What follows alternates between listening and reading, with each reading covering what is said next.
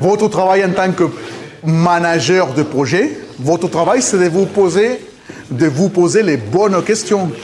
C'est ça votre travail. Sur la vue en plan, en fait, savoir, en fonction de ton phasage et des zones qu'on va déterminer plus tard, quel est ton mode opératoire pour t'assurer qu'à tout moment, à tout moment, tu auras les efforts horizontaux et la stabilité des voisins assurés.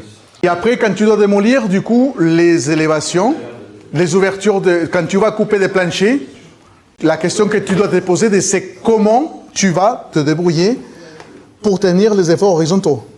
Il a fallu qu'on fasse des sondages chez les voisins.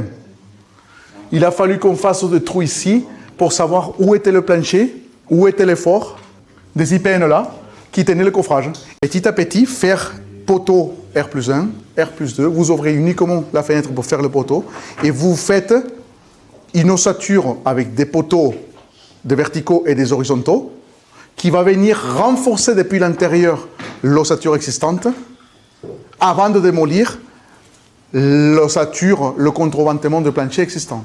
C'est une solution de confortement de structure très utilisée. Très utilisée. Ici, je pense que la meilleure des solutions, c'est vraiment la démolition au fur et à mesure, avec des sondages au fur et à mesure qu'on descend. Et par contre, le porteur, tu peux, par exemple, faire une intervention tous les 3-4 jours, la nuit ou le matin tôt, avec un IPN, avec une PPM, pour venir enlever les poutres. Il faut que vous présentiez à votre jury comment vous allez vous prendre pour faire la démolition. Et il faut le faire, parce que ce bâtiment-là, il n'y a rien qui se passe tant que ce mode opératoire n'est pas validé. Il faut vraiment comprendre que, par exemple, dans votre planning d'exécution, à quel moment vous faites les sondages, ou à quel moment cette tâche-là de confortement s'est faite? Dans la démol. Au début, avant chaque démolition.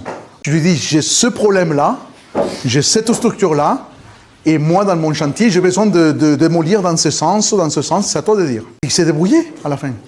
Et c'est votre sous-traitant. Et c'est comme ça que vous devez parler avec votre... C'est un partenaire, il est là pour vous aider. Valider au maître d'œuvre ou au contrôle, on le valide, et on envoie les commandes, on conforte et on démolit.